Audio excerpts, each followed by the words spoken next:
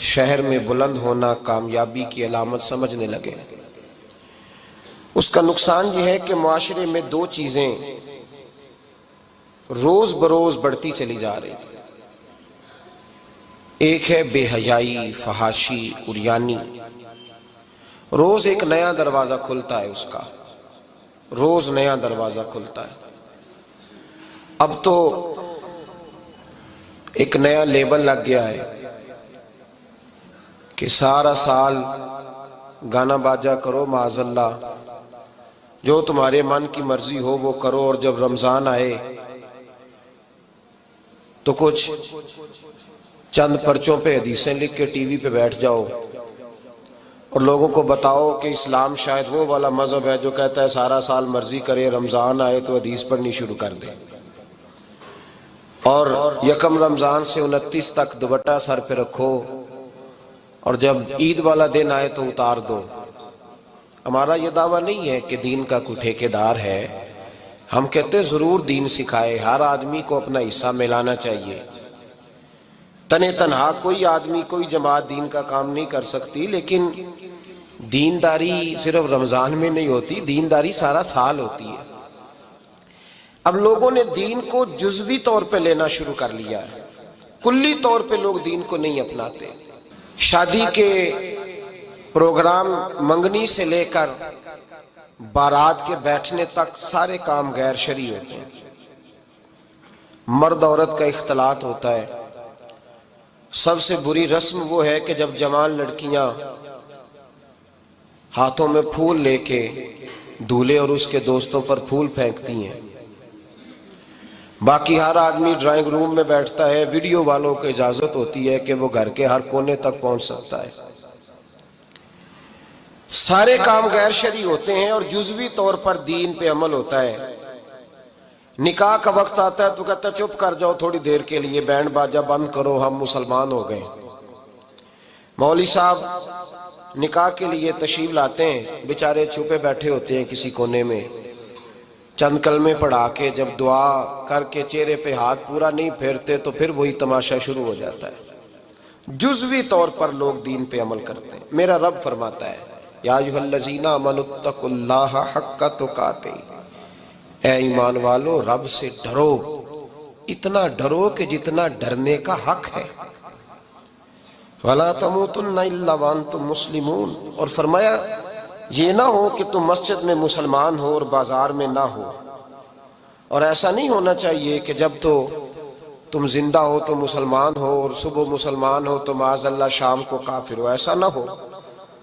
فرمایا تم نے کلمہ پڑھا ہے تو میرے محبوب کے غلام وہ مرتے دم تک مسلمان ہی رہنا، اب مرتے دم تک مسلمان رہنا، دیکھنا دامن دین تمہارے ہاتھ سے چھوٹ نہ جائے۔ دو باتیں عام ہو گئی ہیں امت مسلمان، عام، ایک فحاشی عریانی عام ہے اور روز بروز اس کا نیا رنگ ہے۔ اب تو میں نے کہا مذہب کا ساتھ لوگوں نے تھوڑا سا ذائقہ لگا لیا ہے، کہتے نہیں رمضان میں نمازیں پڑھ لیں گے، خیر ہے، بچ جائیں گے، چھٹی ہو جائے گی۔ وہ میں ہی کیوں نہ ہوں، میں ہی کیوں نہ ہوں، عورت کے سامنے کھلے منہ بیٹھنے کی کسی کو بھی اجازت نہیں، کسی کو بھی اجازت نہیں۔ کسی نے حضرت سیدنا جنید بغدادی سے کہا تھا کہ اگر مرد عورت نیک ہوں تو پھر تو درس و تدریس ہو سکتی ہے نا، پھر تو پڑھا سکتے ہیں نا ایک دوسرے، نیک ہو پرہیزگار ہو۔ تو دین چونکہ میرے رسول پاک کا ہے صلی اللہ علیہ وسلم، یہ کسی ایک شخص کے اٹھ کے نئی بات کرنے سے اور اس کو نیا جدید کو ٹانکا لگانے سے بدل تھوڑی جائے گا۔ حضرت جنید بغدادی سے کہہ دیا کہ حضرت جی اگر دو بندے نیک ہوں تو پھر بات چیت ہو سکتی ہے۔ تو حضرت جنید بغدادی فرمانے لگے پڑھانے والے حسن بصری ہوں اور پڑھانے والی رابعہ بصری ہو تو پھر بھی ان کو اجازت نہیں ہے، پھر بھی اجازت نہیں کہ بے پردہ ایک دوسرے کے سامنے بیٹھیں، پھر بھی ان کو اجازت، بے پردگی کی پھر بھی اجازت نہیں۔ اور میرے اعلیٰ حضرت امام اہل سنت فاضل و محدث بریلوی، دین کا اتنا بڑا سپاہی آپ کو ڈھونڈنے سے نہیں ملے گا جتنا اللہ نے بریلی میں بڑا پیدا فرمایا ہے۔ اور ہر محاذ پر کسی نے کہا حضرت جی بے پردہ بی بی مزار پہ جا سکتی ہے، اجازت ہے؟ تو قلم ہے بریلی کے بادشاہ کا، اور رضا کے نیزے کی مار ہے کہ عدو کے سینے میں غار ہے۔ کیا فرماتے اعلیٰ حضرت؟ آپ فرماتے ہیں کیا پوچھا تم نے، بے پردہ عورت مزار پہ پیر کے پاس جا سکتی ہے؟ میں یہ نہ پوچھو، احمد رضا سے یہ پوچھو کہ جائے گی تو لعنتیں کتنی برسیں گی، یہ والا سوال پوچھو۔ عام ہے بے پردگی، عام، کھلے عام۔ اور میرے بھائی، لوگ کہتے ہیں جدید ہونا چاہیے، یاد رکھو اسلام فقط گناہ سے منع نہیں کرتا، اسلام وہ دروازہ ہی بند کرتا ہے جس رستے سے گناہ ہو سکتا ہے، وہ دروازہ ہی بند ہے۔ کہا مرد اور عورت کو ایک دوسرے کا چہرہ دیکھنے کی اجازت ہی نہیں۔ میرے رسول کریم صلی اللہ علیہ وسلم نے فرمایا زنا صرف مرد اور عورت کی خلوت صحیحہ کا نام تھوڑی ہے، فرمایا جس نے اپنی آنکھ کو گندا کیا وہ آنکھ کا زانی ہے، اور جس شخص نے اپنے کان سے بری بات سنی وہ کان کا بدکار ہے، اور محبوب فرماتے ہیں جس نے اپنے آنکھوں سے بری چیز کو دیکھا وہ آنکھ کا، اور جس نے بول کر لذت کا یہ سامان فراہم کیا وہ زبان کا زانی ہے، اسے بھی قیامت کے دن اسی طرح پوچھا جائے گا جس طرح زانی کو پوچھا جائے گا۔ میرے بھائی، امت مسلمہ کا وقار میرے رسول کریم علیہ السلام کے غلاموں کے دلوں میں شرم و حیا بھر دیا گیا۔ علامہ واقدی کہتے ہیں حضرت سعد بن ابی وقاص نے مدائن فتح کیا۔ مدائن کا ایک شہر تھا، اس کی بڑی بڑی اونچی بلڈنگیں تھیں، جو آدمی بھی جاتا تھا وہ سب سے پہلے جس شہر کی کوئی چیز معروف ہوتی ہے لوگ اس کو دیکھتے ہیں۔ اونچی اونچی بلڈنگیں تھیں، سب سے زیادہ اس شہر کے لوگوں نے اونچے مکانات اور زیادہ تعمیرات کر رکھی تھیں۔ حضرت سعد بن ابی وقاص لشکر لے کے گزرے تو لشکر میں بوڑھے لوگ نہیں ہوتے، جوان لوگ ہوتے، توانا لوگ ہوتے، اور بڑے جیدار سپاہی تھے۔ 10,000 صحابہ کی جماعت تھی، حضرت سعد بن ابی وقاص امیر لشکر تھے۔ اب عیسائیوں نے ایک چال چلی، انہوں نے کہا مسلمان جب بازار سے گزریں گے لڑائی تو ہم ان کے ساتھ لڑ نہیں سکے، ہم وہ والا طریقہ اختیار کرتے ہیں کہ مسلمان قابو میں آ جائیں گے، ہم عورت کو بطور تیر کے استعمال کرتے ہیں، ہم اس کو بطور جال کے پھینکتے ہیں۔ کیا کیا؟ عورتوں کے ہاتھوں میں پھول دیے، پلیٹیں پکڑائیں، بلڈنگوں کی چھتوں پہ کھڑا کر دیا، فرمایا تم ان پر پھول پھینکنا، اگر 2-4 سپاہی بھی ہم اپنے قابو میں کرنے میں کامیاب ہو گئے تو دراڑ تو پڑ گئی نا، تم ان پر پھول پھینکنا۔ یہ دیکھیں رسم چلی کہاں سے، ہم نے اپنا لی ہے، چلی کہاں سے اور ہم نے اس کو اخذ کر لیا، رواج بن گیا۔ حضرت سعد بن ابی وقاص رضی اللہ تعالیٰ عنہ جب اس بازار سے گزرے تو آگے آگے امیر لشکر کا گھوڑا تھا، پیچھے 10,000 صحابہ گھوڑوں پہ بیٹھے ہیں۔ حضرت سعد بن ابی وقاص سے نظر اٹھا کے دیکھا تو عورتیں تو کھڑی ہیں پھول لیے، کفر کی چال کو سمجھ گئے کہ یہ بے حیائی کا جال پھینک کے ملت کے جوانوں کے دلوں سے غیرت ایمانی چھیننا چاہتے ہیں، یہ مسلمانوں کے دلوں سے تقوی کی روشنی چھیننا چاہتے ہیں، یہ قرآن پاک کا سرور اور عبادت کا نور چھیننا چاہتے ہیں، یہ بے حیائی کا کلک لگا کے ان کے دلوں سے رسول اللہ کا درود چھیننا چاہتے ہیں، یہ محبت رسول کے سوتے خشک کرنا چاہتے ہیں۔ جب دیکھا تو فوری طور پہ گھوڑے پہ چڑھے اور جناب سعد نے قرآن پڑھنا شروع کر دیا۔ وَقُلْ لِلْمُؤْمِنِينَ يَغُضُّوا مِنْ أَبْصَارِهِمْ، کہا مومنو تمہارے رب نے تمہارے نبی کی زبان سے تمہیں حکم دیا ہے کہ تم نے نظریں نیچی رکھنی ہے۔ جب حضرت سعد بن ابی وقاص نے آیت پڑھی تو صحابہ کہتے ہیں ہمیں یوں لگا کہ جیسے ابھی آیت نازل ہو رہی ہے اور سیدھی دلوں سے ٹکرا رہی ہے۔ 10,000 کا لشکر گزر گیا، عورتیں پھول پھینکتی رہیں، لیکن کسی ایک صحابی نے بھی نظر اٹھا کے نہیں دیکھا۔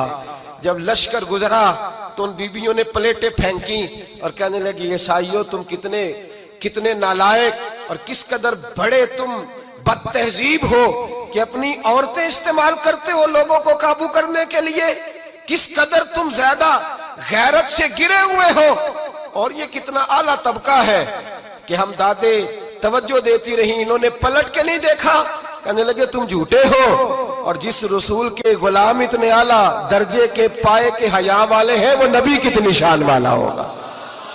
بیبیوں نے کلمہ پڑھنا شروع کر دیا۔ بھائی یاد رکھیں یہ جو آج جگہ جگہ مسلمانوں کے خلاف کفر کی سازش ہے، میری ملت کا جوان روز رات کو 10 میسج ٹائپ کرتا ہے یہ روز رات کو 20 نمبر اپنے موبائل پہ رکھتا ہے اور فخر کے ساتھ بیان کرتا ہے، اور بڑی تکلیف کے ساتھ بات کہنی پڑتی ہے کہ اس کے ابا جی کو بھی پتا ہے کہ بچے کے موبائل میں نمبر ہیں، اس کے گھر والوں کو بھی پتا ہے، اور لوگ ہیں کہ اس کو ایک شغل سمجھ کے، ایک چھوٹا سا بچے کا شوق سمجھ کے اس کو درگزر کر رہے ہیں۔ تجھے پتا نہیں کہ جب انسان کی یہ سوچ ہوتی ہے، جب اس کا یہ نظریہ ہوتا ہے تو ایمانی قوتیں کتنی زائل ہوتی ہیں۔ جب نوجوان کی نظر کے اندر عیب پیدا ہوتا ہے تو پھر اس سے نماز کی لذت جاتی رہتی ہے، قرآن پاک کا ذائقہ جاتا رہتا ہے، درود پاک کا ذائقہ جاتا رہتا ہے۔ اٹھائیے مسند امام احمد بن حنبل، میرے رسول کریم صلی اللہ علیہ وسلم کی بارگاہ میں صحابی نے آ کے عرض کی، یا رسول اللہ میں بڑی اچھے طریقے سے وضو کرتا ہوں، ٹائم نکال کے مسجد آتا ہوں، حضور میں پابندی سے پڑھنے کی کوشش کرتا ہوں، لیکن اے معصوم آمنہ، یا رسول اللہ میرا نماز میں دل نہیں لگتا، حضور میری طبیعت نہیں جمتی، میرا دوڑ جانے کو دل کرتا ہے، کوئی نسخہ بتلائیے۔ محبوب نے فرمایا تو اپنی نظر کو پاک کر لے، تیرے نبی کا وعدہ ہے تیرا نماز میں دل لگنا شروع ہو جائے گا۔ اپنی نظر میں پاکیزگی پیدا کر۔ محمد بن قاسم آئے، اگر یہ بات آپ کی سمجھ میں آ گئی تو حد ہو گئی۔ محمد بن قاسم جب یہاں آئے نا ہندوستان میں، تو عجیب واقعہ لکھا ہے ان کے حالات میں۔ یہاں آئے تو نیا علاقہ تھا، ہندوستان کی سڑکوں سے چوکوں سے واقف نہیں تھے۔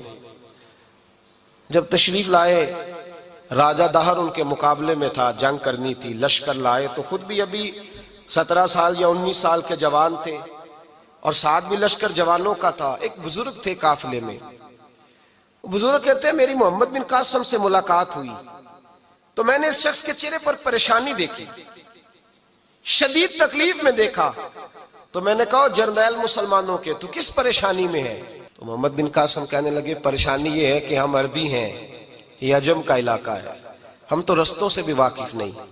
راجہ دہر سنا ہے بڑی فوج ہے، بڑی طاقت ہے، بہت پرانا یہاں کا رہنے والا ہے، چھوٹے چھوٹے مورچوں کا پتہ ہے، رستوں کا پتہ ہے، کیسے جنگ ہوگی؟ میں پریشان ہوں کہ مقابلہ کیسے ہوگا؟ وہ بزرگ کہتے ہیں میں نے بھی دعا کی، تسلی دی، میں نے کہا اللہ تیری مدد کرے گا۔ میں گزر گیا، 3-4 دن کے بعد ملاقات ہوئی تو میں نے محمد بن قاسم کے چہرے پر بڑی روشنی دیکھی، ہنستے اور مسکراتے دیکھا، توانائی دیکھی، وقار دیکھا، اطمینان اور سکون دیکھا۔ میں نے کہا خیریت تو ہے، پرسوں ترسوں تو بڑے پریشان تھے، آج کیا ہوا؟ اگر یہ بات سمجھ میں آ گئی میری ملت کے جوان کے، اگر یہ بات سمجھ میں آ گئی تو شاید اسے ڈھب اور سلیقہ آ جائے جینے کا، شاید یہ سمجھ جائے کہ میری توانائی کا راز کہاں ہے۔ کہنے لگے بھائی پرسوں ترسوں بڑے پریشان تھے، آج کیا ہوا؟ جواب دیا کہ تاریخ بنا دی، اس 17 سال کے جوان نے تاریخ بنا دی۔ کہنے لگا میں بے فکر ہو گیا ہوں، راجہ دہر میرا مقابلہ نہیں کر سکتا، وہ 2 دن نہیں کھڑا ہو سکتا میرے سامنے۔ کہا وجہ کیا ہے؟ محمد بن قاسم کہنے لگے میں نے تحقیق کی ہے، مجھے پتا چلا ہے کہ راجہ دہر ذہن کا گندا ہے، نظر کا ناپاک ہے، وہ سینے بند کا برا ہے، مجھے پتا چلا ہے وہ تو چچا زاد بہن کو نہیں چھوڑتا، وہ تو خالہ زاد پہ بری نظر رکھتا ہے، مجھے پتا چلا ہے کہ اس کے تو اپنے علاقے کی عورتیں اس کی نظر سے محفوظ نہیں ہیں۔ کہنے لگا جو گندی نظر کا جوان ہوتا ہے وہ کسی میدان میں نہیں ٹھہر سکتا۔ کہنے لگا میری 17 اور 19 سال کی جوانی ہے، مجھے قسم ہے گنبد خضرا کی، میں نے جب بھی دیکھا ہے یا مصطفیٰ کا درود دیکھا ہے یا رسول اللہ پہ نازل ہونے والا قرآن دیکھا ہے۔ میرا مقابلہ کیسے کرے گا؟ میرے مقابلے میں کیسے آئے گا؟ جو نظر کا گندا ہو، کردار کا ناپاک ہو، وہ کسی کے مقابلے میں آ سکتا؟ اور ملت کے جوان یاد رکھ، جب تک نظریں ناپاک ہوتی ہیں اس وقت تک وجود کمزور ہوتے ہیں، جب تک نظریں ناپاک ہوتی ہیں ارادوں میں دراڑیں ہوتی ہیں، جب نظریں ناپاک ہوتی ہیں پھر عقیدے متزلزل ہوتے ہیں، جب نظریں ناپاک ہوتی ہیں پھر انسان کوئی بھی مہم سر نہیں کر سکتا، اور جب نظر پاک ہوتی ہے۔ حضرت عبداللہ بن حذافہ جہاد کر رہے تھے، روم کے عیسائیوں نے گرفتار کر لیا، 1000 آدمی نے مل کے پکڑا، گرفتار نہیں ہوتے تھے صحابی، 1000 آدمی نے گھیرا ڈالا، گرفتار کر کے لے گئے، اور جب بادشاہ کے سامنے گئے تو وزیر کہنے لگا بادشاہ بندہ بڑے کام کا ہے، اگر ہمارے قابو آ گیا تو فائدہ دے گا، صحابی ہیں حضرت عبداللہ بن حذافہ، حضرت فاروق اعظم کا زمانہ ہے، اگر قابو آ گیا تو فائدہ دے گا۔ بادشاہ کہنے لگا کیوں، کیا خوبی ہے؟ کہنے لگے ہم 1000 آدمی تھے، یہ اکیلا قابو نہیں آ رہا تھا، 1000 آدمی تھے. اگر ہماری فوج میں شامل ہو گیا تو بہت بڑا جرنیل ملے گا. بادشاہ کہنے لگا کوئی مسئلہ نہیں، 2-3 چیزیں ہوتی ہیں بندے کو خریدنے کے لیے، خرید لیتے ہیں. بادشاہ کہنے لگا عبداللہ جتنی دولت تجھے چاہیے میں تجھے دے دیتا ہوں، میرے لشکر میں آ جا، معاذ اللہ اسلام چھوڑ دے. حضرت عبداللہ بن حذافہ کیا فرماتے ہیں؟ فرماتے ہیں بڑا تو بیوقوف ہے، میں نے دولت کمانی ہوتی تو مدینے میں بیٹھ کے تجارت کرتا. میں دولت کمانے نہیں نکلا، میں تو رسول اللہ کی رضا کمانے کے لیے نکلا ہوا ہوں. دولت کمانی ہوتی تو کسی مارکیٹ میں ہوتا، میدان میں آنا تھا. شہادت ہے مطلوب مقصود مومن، نہ مال غنیمت نہ کشور کشائی. یہ دولت تو لونڈی ہے رسول اللہ کے دروازے کی، یہ تو پیچھے پیچھے پھرتی ہے نبی پاک کے غلاموں کی. یہ کمانی ہوتی تو میں کسی مارکیٹ میں ہوتا، میدان میں تھوڑا ہوتا. عبداللہ بن حذافہ سے دوسری چال چلی. کہنے لگے میاں عہدہ جو تجھے چاہیے، میں بادشاہ ہوں، میرے نیچے جو عہدہ تو کہے گا وہ تجھے مل جائے گا. حضرت عبداللہ بن حذافہ کہنے لگے شاید تجھے پتہ نہیں میری تعریف کیا ہے، شاید تو جانتا نہیں میری تعریف کیا ہے. کہا صاحب کی کیا تعریف ہے؟ کہنے لگے میں رسول اللہ کا صحابی ہوں اور کائنات میں سب سے بڑا عہدہ مصطفیٰ کے صحابی ہونے کا عہدہ ہے. صحابہ وہ صحابہ تھے جن کی ہر صبح عید ہوتی تھی، خدا کا قرب حاصل تھا، نبی کی دید ہوتی تھی. فرمایا میں نے حضور کے جلوے دیکھے ہوئے ہیں، مجھے عہدے کی ضرورت ہی نہیں، اور میں نے عہدہ لینا ہوتا تو میں سیاست کرتا، میں تو شہادت لینے نکلا ہوں میدان میں، عہدے کا میں نے کیا کرنا ہے. اب بادشاہ کہنے لگا اسے قتل کر دو. وزیر کہنے لگا نہیں، ایک بات اور ہے، مجھے ایک چال اور چلنے دو. کہا وہ کیا؟ کہنے لگے میری بیٹی بڑی خوبصورت ہے، مجھے موقع دو اپنی ہی بیٹی کو سجا بنا کے. وہ جوان جس کی جوانی اتنی بڑی ہے کہ 1000 آدمی مقابلے میں کھڑا نہیں ہوتا، اس جوان کے کمرے میں رات کی تنہائی میں بنا سوار کے بی بی کو بھیجا. وہ بی بی کہتی ہے میں ساری رات بن سور کے اس صحابی کے کمرے میں بیٹھی رہی، لیکن یہ کیا شخص تھا، ساری رات ہی مسلح پہ بیٹھا رہا، ساری رات ہی. کچھ دیر تھک جاتا تو یہ کریم رسول پہ درود پڑھنا شروع کر دیتا. بی بی کہتی ہے سحری ہو گئی تو میں نے چھو کے دیکھا کہ انسان ہے کہ جن ہے، یہ بندہ ہے کہ فرشتہ ہے. چھو کے دیکھا. کہنے لگے پیچھے ہٹ جا. میں نے کہا میں نے تو سنا تھا تو 1000 کے مقابلے میں ہے اور تو اتنا بے حس ہے کہ بنی سوری دلہن بیٹھی ہے، تو نے نظر نہیں کی. عبداللہ بن حذافہ، بی بی کہتی ہے نظر پھر نہیں اٹھائی، نظر پھر جھکی ہوئی ہے. کہنے لگے بی بی میں مجبور ہوں، اب میرے اوپر کوئی حسن نہیں چلتا، میں نے جلوہ والضحیٰ کا دیدار کیا ہوا ہے، اب میری نگاہوں میں جچتا نہیں کوئی، اس لیے کہ جیسے میرے سرکار ہے ایسا نہیں کوئی. کبھی بھی اب نہیں کسی کا میرے اوپر جادو چلتا. میں نے مصطفیٰ کو اور کہا ذرا پیچھے ہٹ کے بیٹھ، مجھے میرے رسول نے غیر محرم سے بچنے کا حکم دیا ہے، ذرا پیچھے ہٹ کے بیٹھ. سحری کا وقت تھا. وہ بی بی کہتی ہے اس نوجوان کے جملے میرا سینہ چیر گئے، کلیجہ پھٹ گیا، چیخ نکلی، میں کفر کے عالم میں روئی. میں نے کہا مجھے بتا تو صحیح، آخر یہ جذبہ کہاں سے ملتا ہے، آخر یہ روشنی تو میں نے دیکھی نہیں، کہاں سے آتی ہے؟ ایک میرا باپ ہے جو بنا سور کے مجھے تیرے کمرے میں چھوڑ گیا، بتلا یہ کہاں سے کیف آتے ہیں؟ تو عبداللہ بن حذافہ کہنے لگے اگر کیف لینا ہے تو تو بھی میرے مصطفیٰ کا کلمہ پڑھ جا، آجا دروازہ رسول پہ جھک جا، مل جائے گا. سویرے دروازے پہ باپ آیا بیٹی سے رزلٹ لینے، دروازہ کھولا تو بیٹی نقاب پہنے باہر آئی. باپ کہنے لگا کیا بلا؟ کہنے لگی پیچھے ہٹ جا، تو غیر محرم ہے، کافر ہے، میں مسلمان ہوں. اس نے کہا کیا ہوا؟ کہنے لگی تیرے جیسے کو باپ کہوں، تیرے جیسے کو جو مجھے استعمال کر رہا تھا.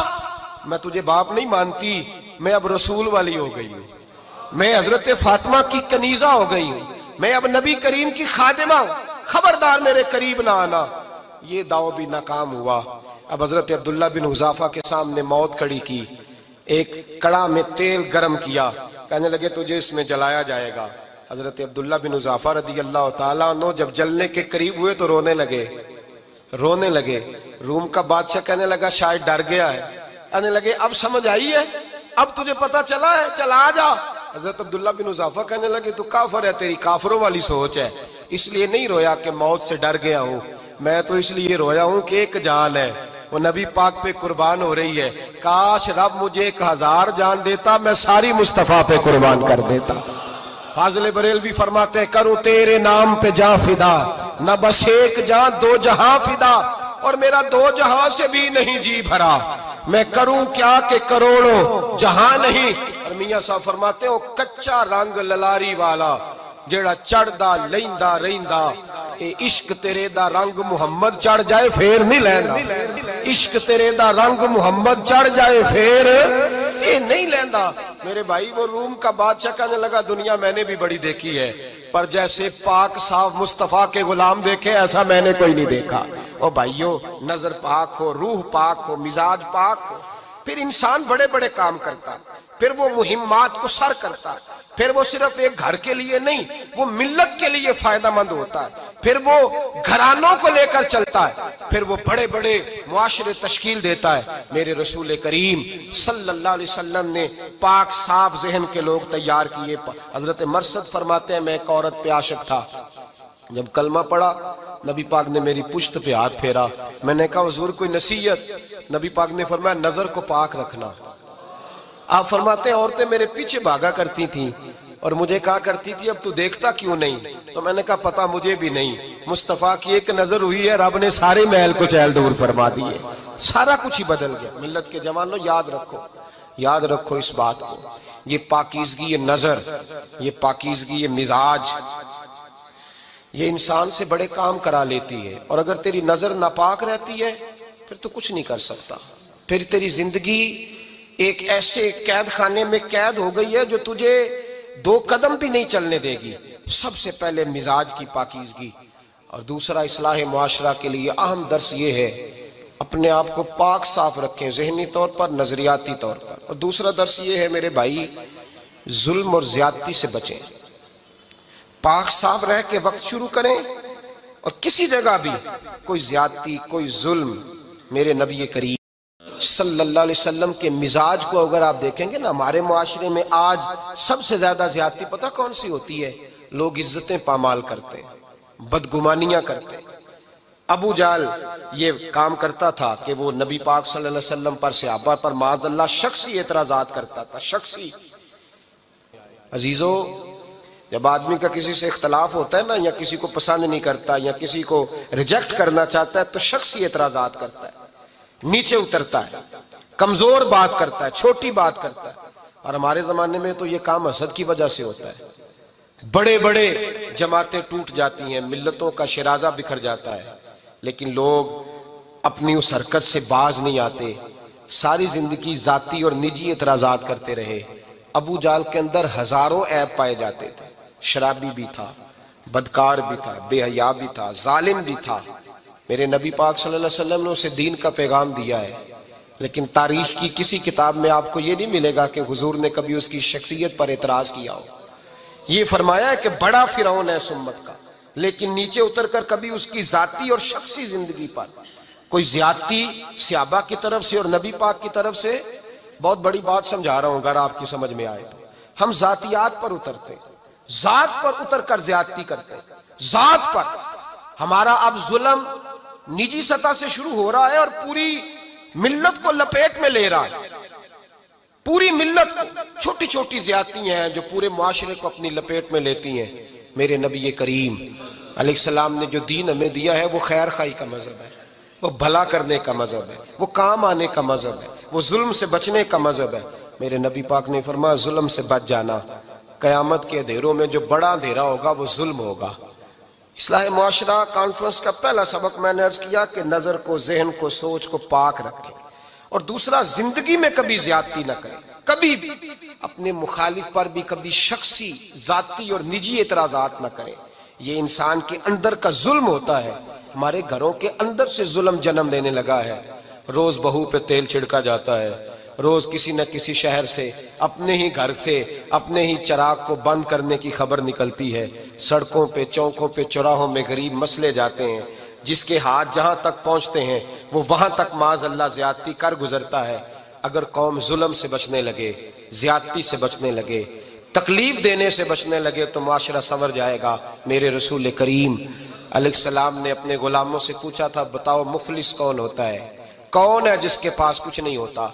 صحابہ نے کہا یا رسول اللہ جس کے پاس پیسے نہ ہو، بخاری مسلم متفق علیہ حدیث ہے، نبی کریم نے فرمایا نا بھائی، مفلس تو وہ ہوگا جو قیامت کے دن احد پہاڑ کے برابر نیکیاں لے کے آئے گا۔ یا رسول اللہ اتنی نیکیاں پھر بھی مفلس ہے، پھر بھی غریب ہے؟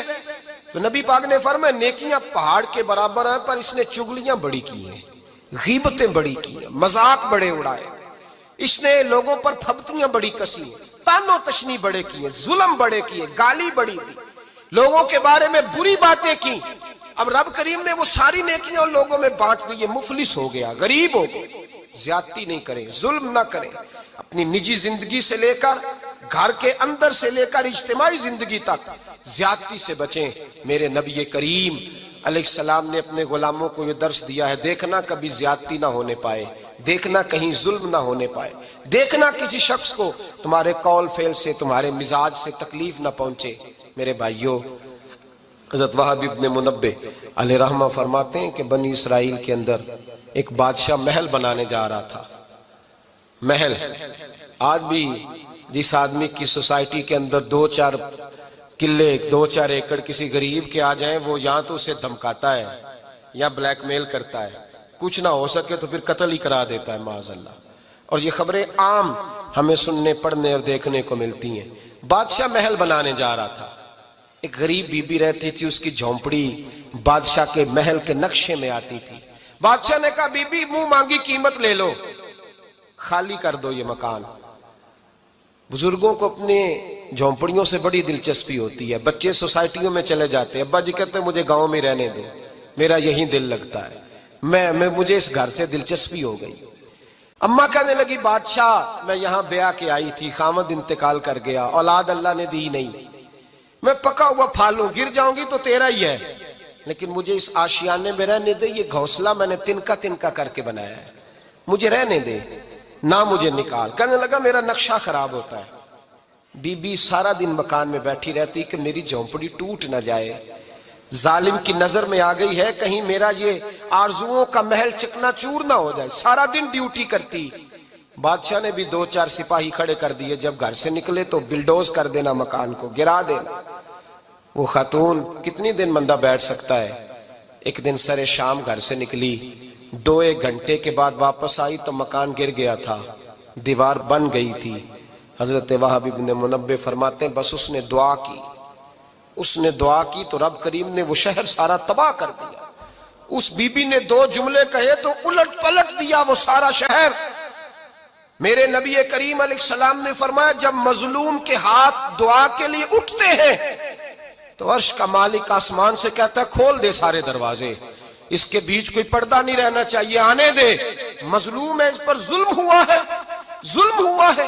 لوگ کہتے ہیں میں بے چین رہتا ہوں صاحب، مولانا صاحب، پیر صاحب، وہ گھر کے ایک کونے سے چیخنے کی آواز آتی ہے، کوئی دم مل جائے، کوئی تعویذ ہو جائے، کچھ ایسا ہو جائے کہ بچت ہو جائے، کوئی ایسی پھونک لگ جائے کہ آرام آ جائے۔ تو میں کہتا ہوں بھائی اگر بڑے دم کرانے سے بھی فرق نہیں پڑا، اگر بڑے تعویذ لینے سے بھی چیخیں بند نہیں ہوئی، تو ذرا ٹٹول کے دیکھ لو کہیں کسی یتیم کی آہیں ہی نہ دفن ہو وہاں، کہیں کسی غریب کا گوشت تو نہیں دبا لیا، کہیں کسی کو لوٹ کے تو دیوار نہیں بنا لی، کہیں کسی کا مکان پہ قبضہ کر کے تو نہیں بنایا۔ اگر لوٹ اور حرام کا مال ہو تو پھر چیخیں بند نہیں ہوتی، پھر سکون سے سویا نہیں جاتا، پھر وہاں آرام کی نیند نہیں آتی۔ حضرت وہب ابن منبہ فرماتے ہیں بی بی آئی اور آ کر کے اس نے جب دیکھا میرا گھر ٹوٹ گیا ہے، محل ٹوٹ گیا ہے، حالات بدل گئے ہیں، تو وہ خاتون آتی ہے اور میرے بھائی دعا کی تو اس نے انداز ہی بدل کے رکھ دیے۔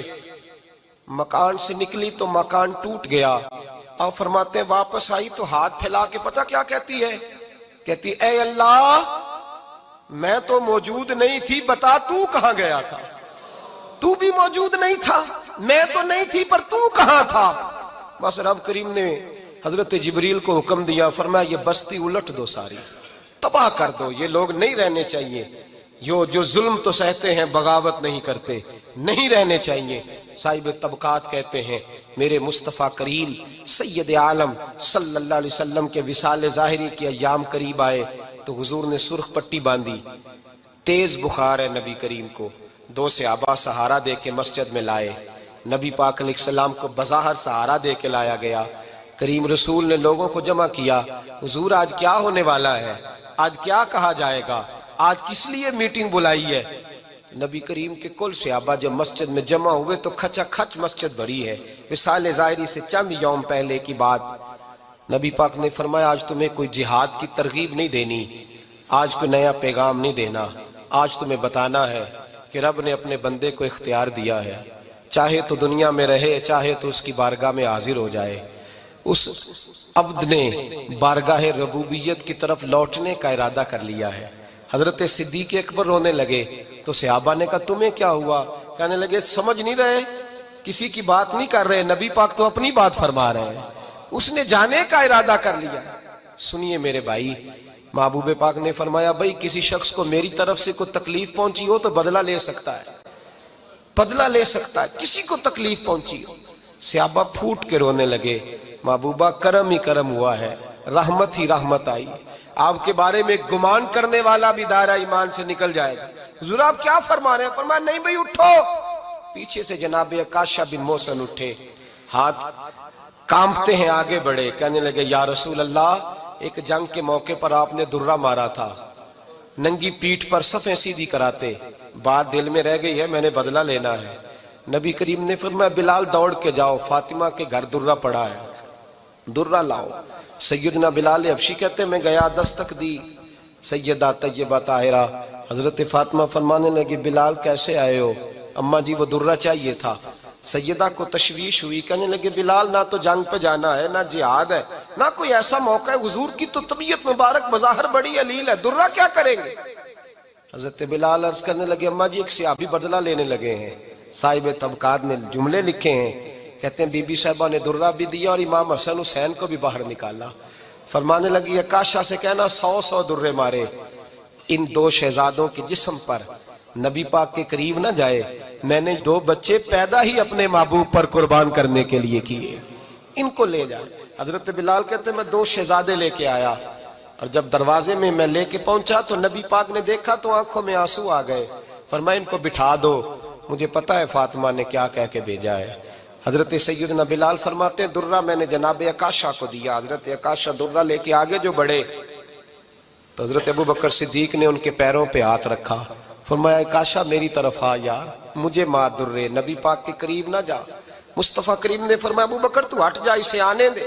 فرماتے ہیں میں چند قدم آگے گیا تو مولا علی شیر خدا نے میرے پیر پہ ہاتھ رکھا، کہنے لگے عکاشہ سوچ تو صحیح تو کیا کر رہا ہے؟ حضور نے فرمایا علی ہٹ جاؤ، میرا اور ان کا معاملہ ہے۔ جناب عکاشہ آگے بڑھ رہے، نبی کریم نے فرمایا میں اپنی امت کو درس دینا چاہتا ہوں، خبردار خبردار زندگی میں تمہارے ہاتھ سے زبان سے کسی کو تکلیف نہ پہنچنے پائے، خبردار یاد رکھنا وہ معاشرے بگڑ جاتے ہیں، وہ معاشرے تباہ کر دیے جاتے ہیں جہاں ظلم ہوتا ہے، جہاں زیادتی ہوتی ہے، جہاں لوگوں کو ستایا جاتا ہے۔ محبوب کریم کے قریب آئے حضرت عکاشہ کا، حضور میری پیٹھ ننگی تھی، آپ بھی ذرا کپڑا ہٹائیے۔ نبی کریم نے پیٹھ سے کپڑا ہٹایا، جناب عکاشہ نے درہ جو اٹھایا تو صحابہ کی چیخیں نکلی، حضرت عکاشہ نے درہ دور پھینکا، حضور کے بطن اطہر سے لپٹ گئے، چومنے لگے، کہنے لگے حضور وہ تو صفیں سیدھی کراتے لگ گیا تھا، آپ نے کہاں مارا تھا؟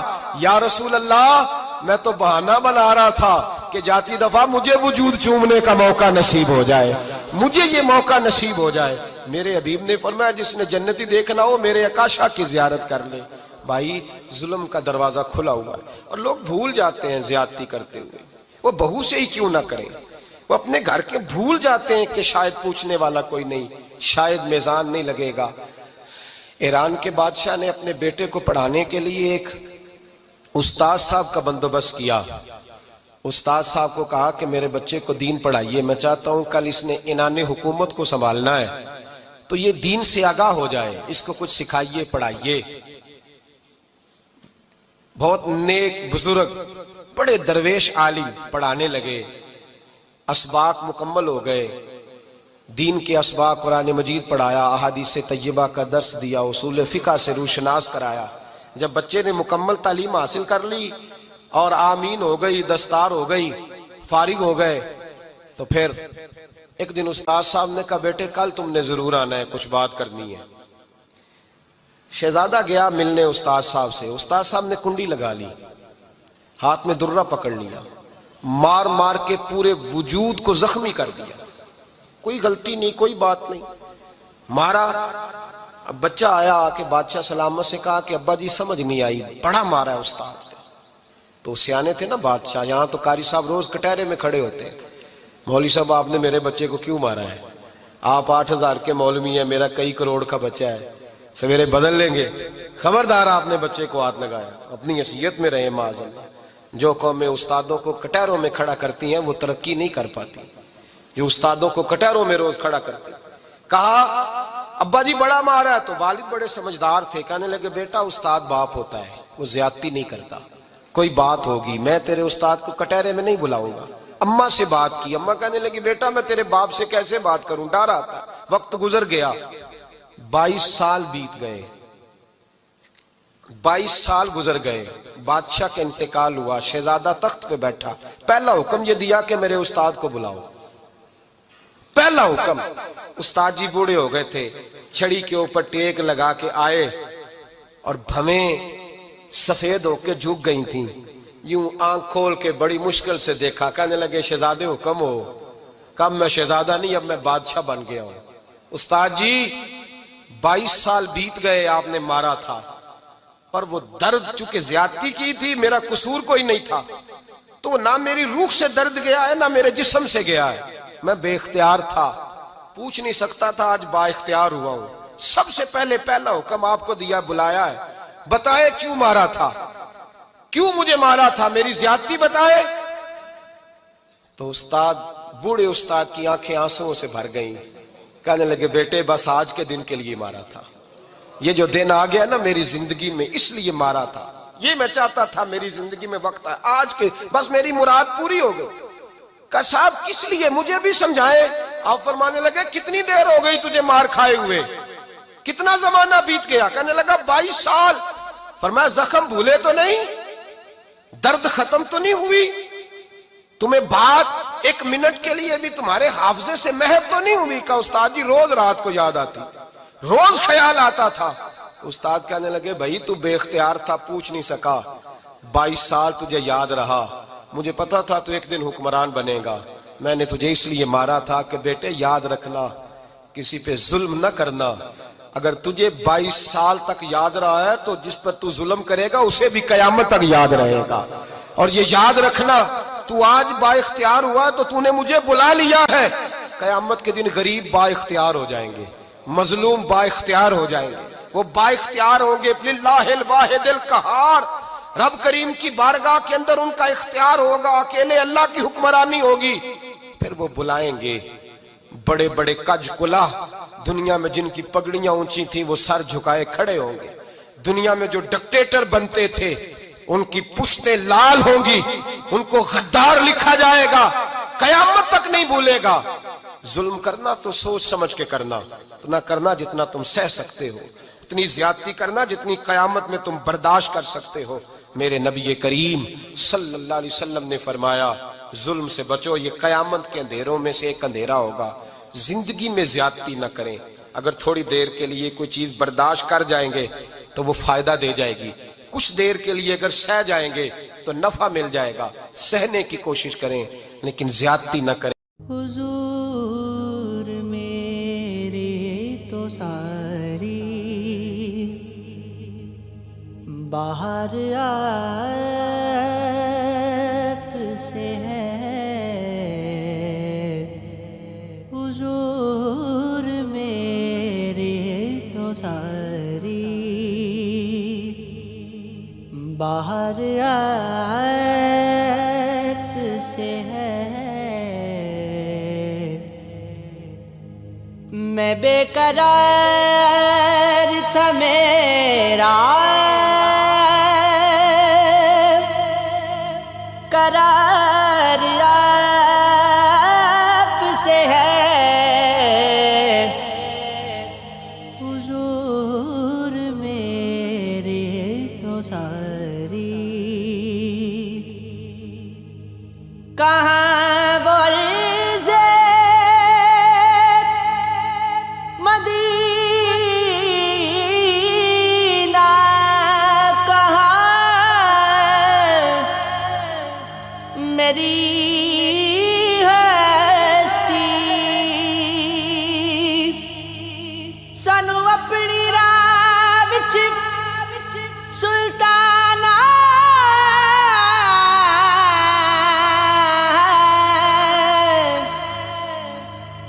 بس نین وچھاڑ دی رکھ لے